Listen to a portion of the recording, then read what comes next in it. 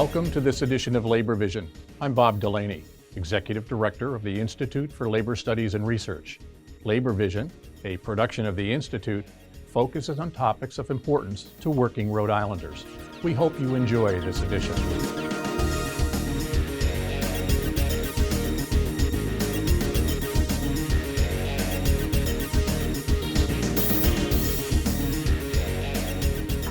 Welcome to Labor Vision. You're watching the at-home edition. I am your host, Erica Hammond from the Institute for Labor Studies and Research.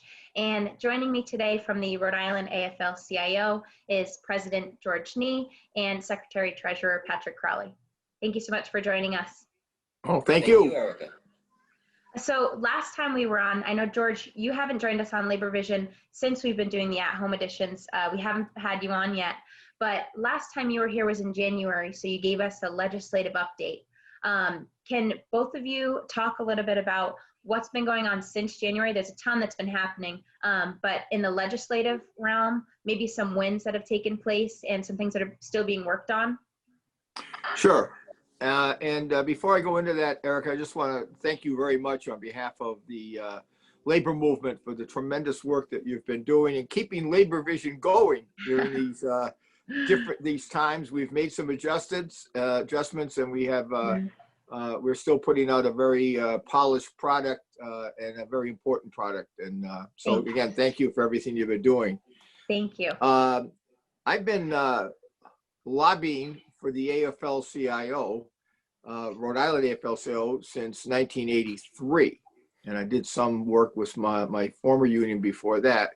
And I think it's probably doesn't need to be said, but we'll put it on for the record. This is the most bizarre, craziest, and different legislative session that I guess I've ever seen, and people I know have ever seen. Yeah. The legislature, for all practical purposes, shut down in March and did not have any meetings open to the public since that time, although there has been business and there have been hearings and we've participated in them. During this time, we actually had a couple of very positive things happen. Thanks to the Rhode Island Senate for getting the ball rolling and then to the House for passing it, we were actually able to get a minimum wage increase passed in Rhode Island that just went into effect October 1st, raising our minimum wage by $1 to $11.50 an hour. Awesome.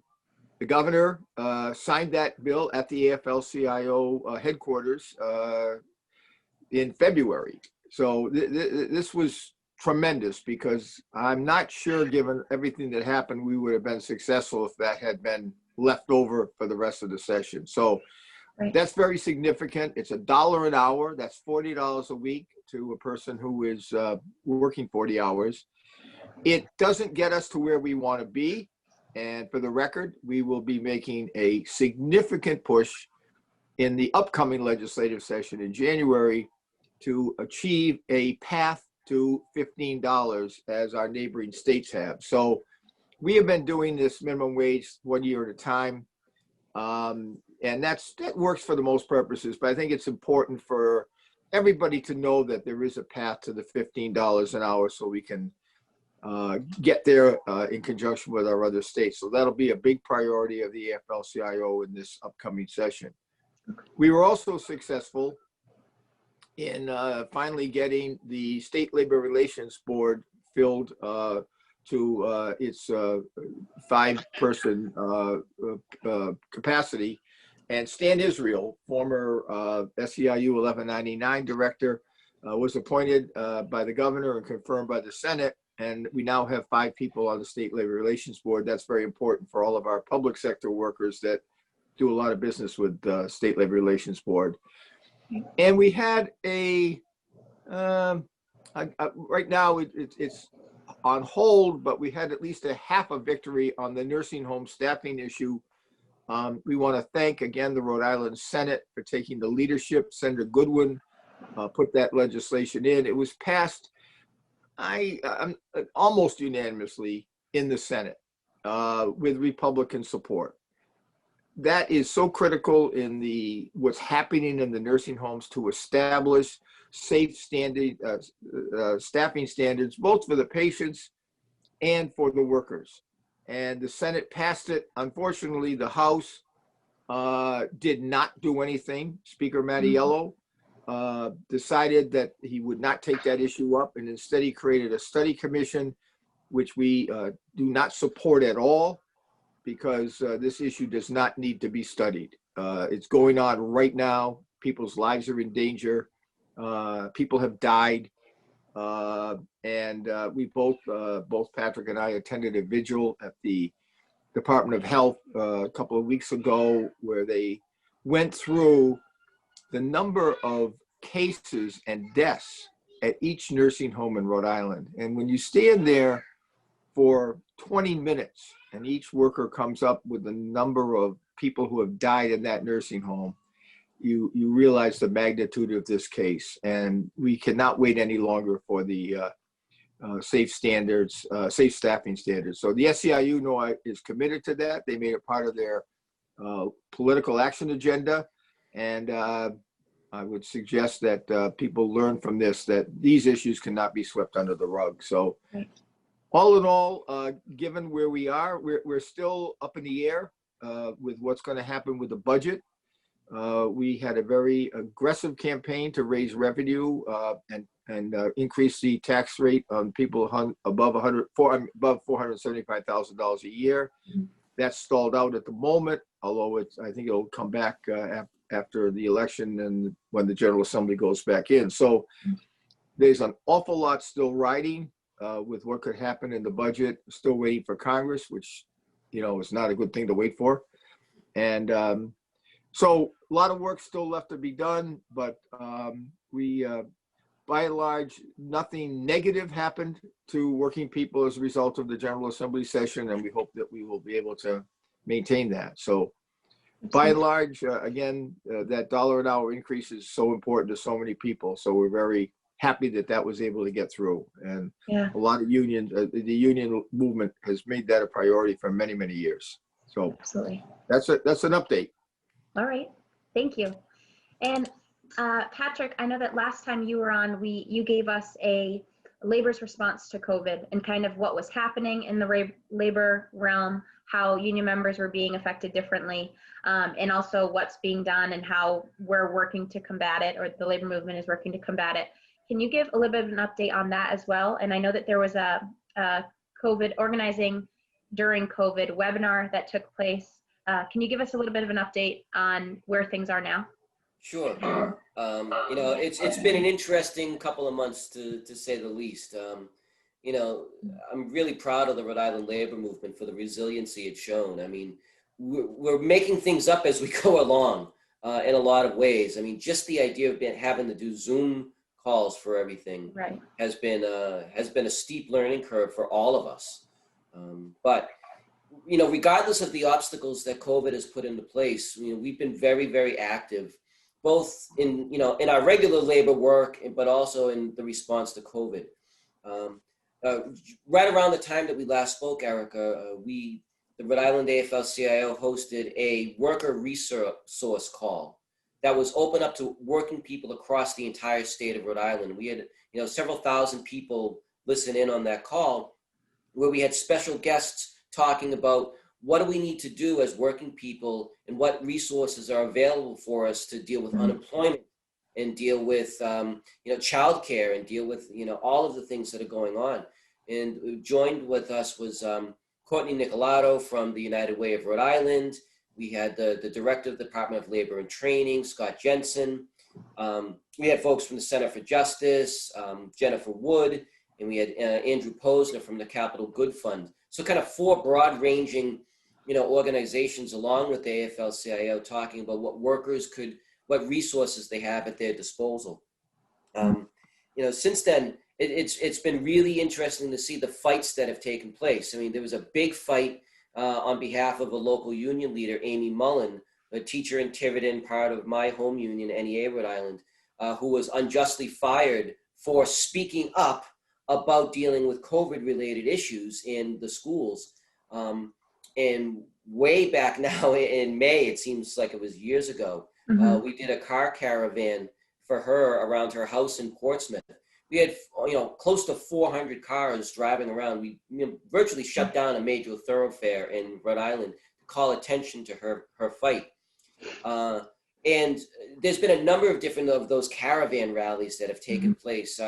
Our comrades in SCIU have done a number of them, and it's been great to highlight how nursing home workers in particular, but really all frontline workers have been impacted by the virus, both in terms of, the fight for PPE, the fight for hazard pay, and just a general fight to get home safely from work and not die on the job from this terrible illness.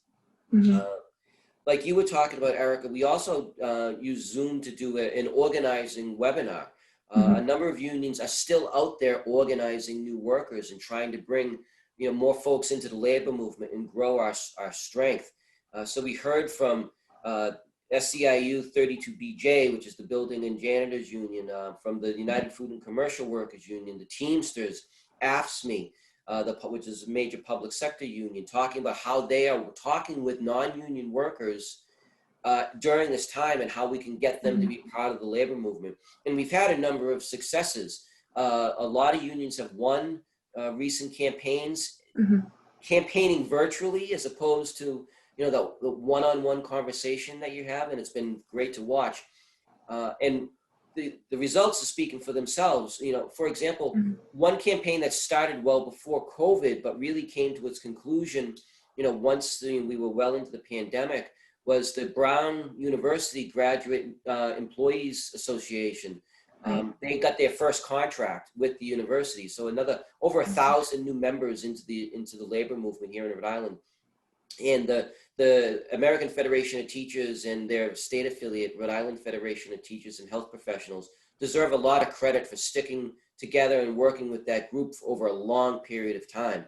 In addition to all of those, there's been, the IATSE union, the stagehands union, had a major rally a little while ago to call attention to their industry and how it's impacted. They're the ones that do the skilled work of the lighting, the costumes, they're getting the productions. They're the behind the scenes folks at all of the theaters in the convention center. Since everything shut down, those people are out of work, and they did a great rally calling attention to their plight. Same with the post office workers, the letter carriers, the mail handlers, all the unions that are over there. I think most folks on this, watching Labor Vision will understand that, the federal government and the Trump administration really have tried to nickel and dime the post office for their own political purposes. And not only does that hurt, our democracy, but in particular, the workers there are under incredible strain. And it was fantastic to see them stand up and stand out and call attention to that effort. And it doesn't stop there. I mean, the unions that represent school bus drivers across the state have been very active trying to protect their members, trying to make sure that they have the PPE and the resources that they need. And the United Food and Commercial Workers Union, Local 328, has been sticking with the bus drivers from the Durham company that drives the kids in Cumberland to school against the company that is just treating their workers so unfairly. And credit to them, they've had rallies and caravans, and they've issued a strike notice. Like George said, we've been very active in the campaign to raise revenue. But listen, let's face it, we need to tax the rich so that they pay their fair share. The people making over $475,000 in Rhode Island, not only can they afford to pay more, they're paying less as a percentage of their salary than everyone else in the state. And now is not the time to have that kind of imbalance. So I know George participated in a town hall that the revenue campaign did. Just like we participated in a virtual town hall and a number of different things. Our partners at Fuerza Laboral had a virtual celebration of their co-op program. The Raise the Bar campaign that George mentioned a number of times about the safe staffing. Have, all these new innovative ways to try to call attention. Even our partners at RICOSH, the Rhode Island Coalition on Safety and Health, they've had 4 different virtual seminars on everything from chemical safety and heat stress to what is it like to work in a COVID-rich environment and how to protect people from a worker's point of view. So we don't have to rely on the boss. And I mean, it goes on from there. You know, even the Labor History Society is getting into it, both in terms of doing our annual events online instead of in person, but also calling attention to some of the importance of identifying, you know, Rhode Island's connection with the slave trade. I mean, we did a virtual lecture on, it's called Dark Work, the Legacy of Rhode Island's Slave Trade, and how deeply ingrained that process is in Rhode Island. And that's why, you know, we've, as a state federation, we've endorsed Question 1, which will change the name of the state of Rhode Island and get rid of the idea of, quote, Providence Plantations from the name, and just, you know, just striking at the heart of structural racism wherever we can. And George, I can't believe I skipped over this, but way back in June, it seems years ago, we did we were part of a national caravan day of a day of action for economic justice and racial justice, where, you know, we were proudly able to say publicly, you know, Black Lives Matter, and the labor movement stands strongly, in, you know, with that movement to identify what we can do as working people to overcome it. Absolutely. And believe it or not, I could go on, but I'll just stop there, Eric. I mean, there's a lot, and we can talk about it. It's safe to say that labor's been very busy. Yes. Yeah, because I mean, all of the work that has to be done or what would have been done not in the middle of COVID is still happening, even though most things have all turned virtual or are being done through caravans, and things are being tweaked and we're doing them differently, but it's all still happening in addition to all of the work around COVID that is now being done as well, right? Yeah, no, you know, in the midst of all this, the electoral process continues. There were elections in September. We had primary elections. The AFL-CIO was heavily involved in probably about 15 or 16 races. We held our own. We did very well. I would say even in the races where our endorsed candidate did not win, the winner was actually very pro-labor. So from that perspective, the labor movement gained.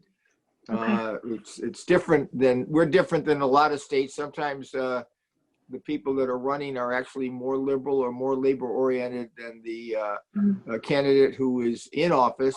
So therefore we don't lose any ground if they are defeated. We were successful in a lot of very high profile races, and we will be involved and are involved in about 10 or 15 races that are coming up in the general election. This is just General Assembly.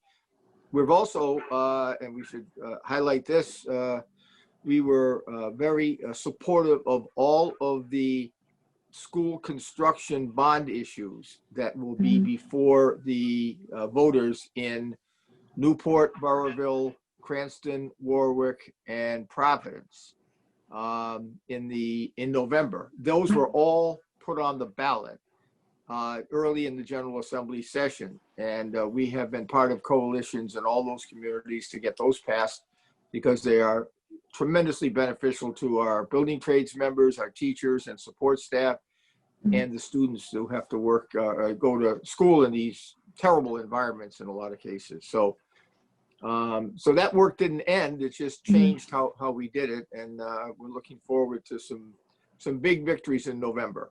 More than ever, our communities are doing the work to keep our children safe at home, in the community, and eventually at school. But right now, the very buildings where our children are supposed to learn, thrive, and be safe are falling apart. Corrosion, collapsing infrastructure, leaking roofs, contamination, infestation, and trailers. These are just some of the conditions confronting Rhode Island K-12 students on top of everything else. But the good news is communities like Providence are taking a stand. We're saying that Providence cares about children and cares about their safety. That's why we're sticking together to say it's time to ensure safe schools. Join us in voting yes on Question 2 on November 3rd. It will invest in creating safe schools and family-sustaining jobs right here in Rhode Island.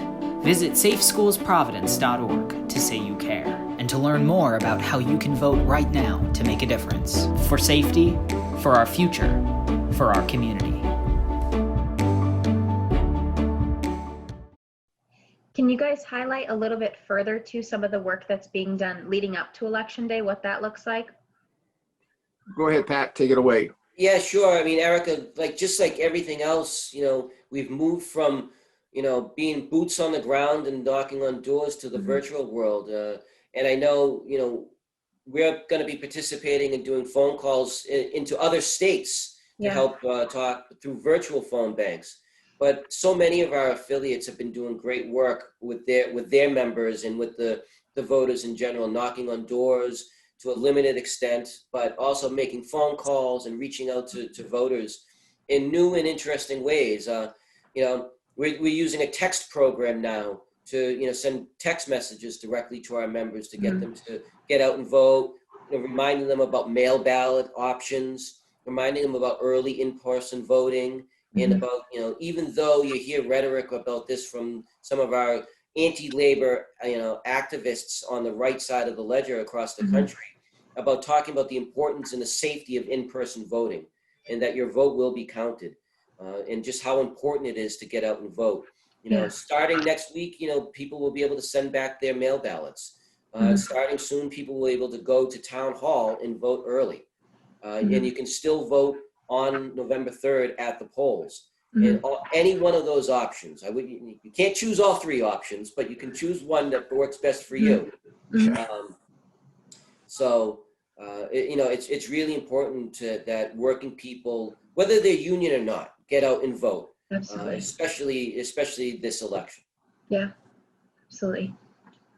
All right. Well, I want to give you guys an opportunity right now. I want to give you the floor in case there's anything that we've missed or you just want to highlight before we close this segment. I'd just like to, in my closing, just say that we really appreciate and have a tremendous amount of respect for the workers that have been in the front lines. We used to have a definition of first responders that was very narrow, and in talking to our firefighter and police brothers and sisters, they now understand and support the idea that first responders are the people who have been working in the nursing homes, working in the food stores, working as bus drivers.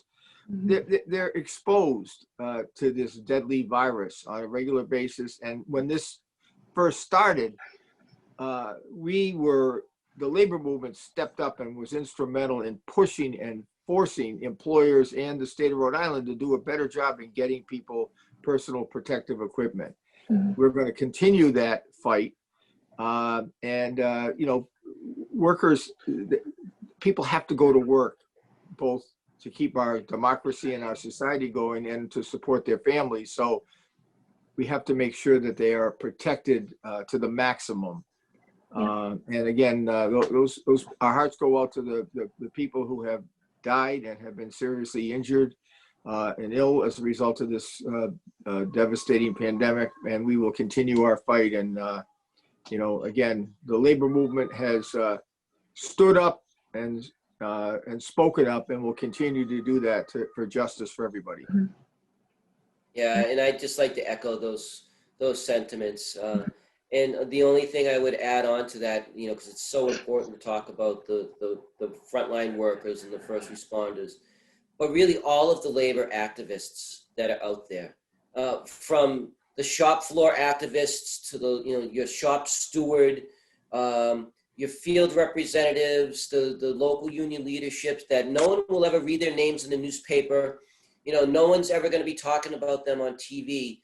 But there's one of the reasons why I think the Rhode Island labor movement stands out from the rest of the country is that we have such a dedicated group of folks, that care about the labor movement right from the ground up.